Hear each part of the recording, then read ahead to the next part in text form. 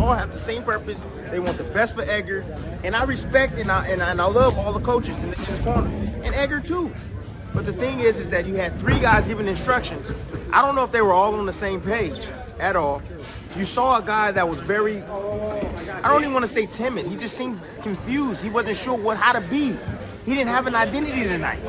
Normally he's an aggressive guy. He comes forward, he's swinging blows, he's going back and forth.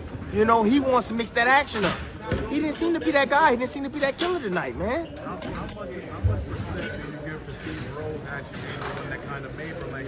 Bro, 37 years old, blowing up middleweight? Are you kidding me? Stop. Now, clearly you can hear the disappointment in Timothy Bradley discussing Edgar Berlanga. And I ain't gonna front, man. The guy, he did not look like a top prospect. He did. Matter of fact, if he's ranked 6 by the WBO, you're no longer really in a prospect lane. You're more in a contender lane. This is a guy that's been boxing for 6 years now, and he showed no ability to really cut off the ring. He showed no ability to nullify Steve Rowe's jab. And to me, really, the jab is what made the difference in the fight. He took his ability to come forward, and he made him box. He made him box. A lot of people, including Berlanga, made a big deal about Steve Rowe's footwork and his lateral movement. You know, moving around the ring. He said the guy was scared, but if you watch the fight, he stayed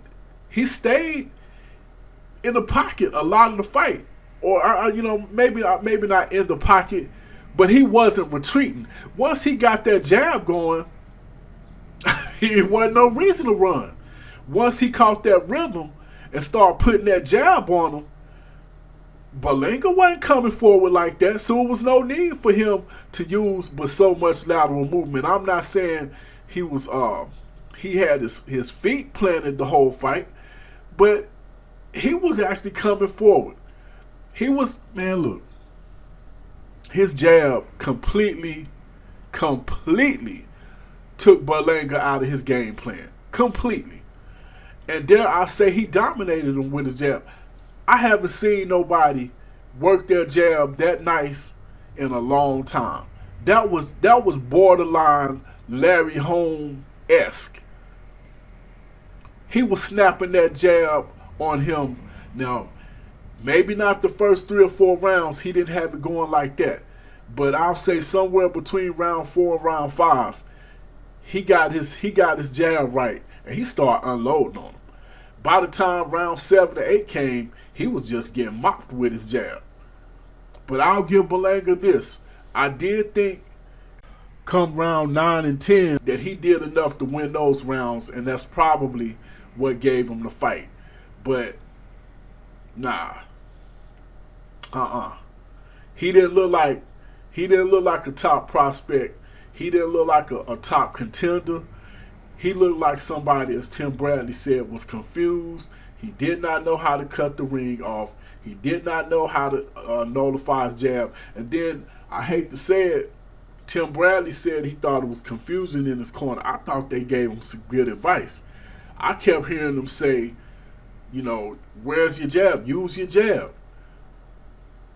The first thing that I learned anyway is when somebody's beating you with their jab, whip out your jab. Double up, triple up on your jab. The best way to nullify somebody else's jab is by using yours. And considering he's the taller man, that should have been a lot easier for him to use his jab than Steve Rowe's.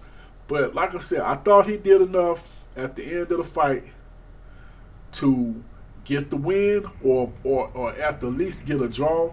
But that was a close fight. He was supposed to get Steve Rowe out of there. Out of there. But like I said, just go back and watch the fight.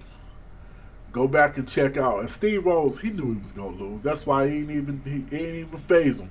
Even though he knew it was a close fight, it didn't even faze him when they gave Belanga the nod.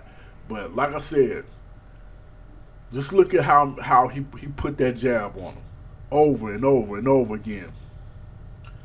that boy, if he get in there with David Benavidez, he gonna get destroyed. As a matter of fact, if he get in there with anybody in that top 10, and dare I say maybe even the top 15 at 168, he gonna get destroyed.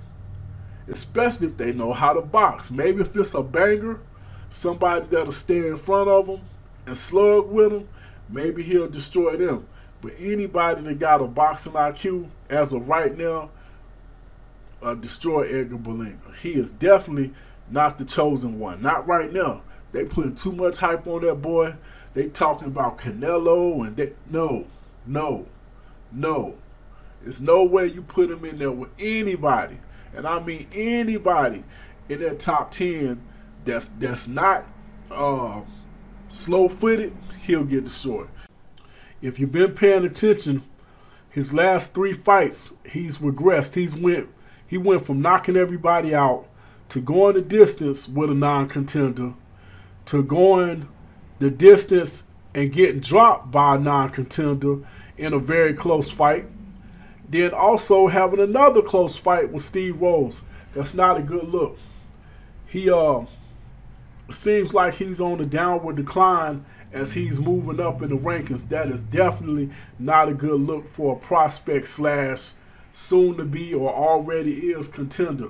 They need to tighten up his jab, make him use his jab more, teach him how to cut off more. And see, really, that wasn't problems he had far as the cutting off. But then again, if you fight somebody that's standing still, cutting them off ain't really a problem. It's a lot of stuff they need to fix with this young man. I'm not saying it ain't doable, but at one point in time, they was calling out Caleb Plant. There's no way I can see him beating Caleb Plant right now.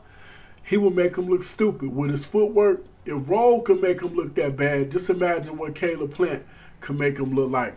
Nah, the young man does have a bright future if they can correct the mistakes that he have. And trust me, he does have mistakes to correct. And that's pretty much all I got. This head busting boxes on Fight Doctor. Hit that like button, hit that share button, hit that subscribe button, hit that notification bell. Hit me up in the comment section and let me know, were you impressed with how he looked last night? I wasn't. Does he look like he might be on the downward decline as he's moving up the ranks? I say yes. It's a trend. He went from knocking everybody out to going the distance to getting dropped, and I ain't gonna say almost losing, but was in a close fight, to being in another close fight with Steve Rose that you could argue that he lost. You could argue. That's pretty much all I got. This head busting boxes on Fight Doctor. I am out.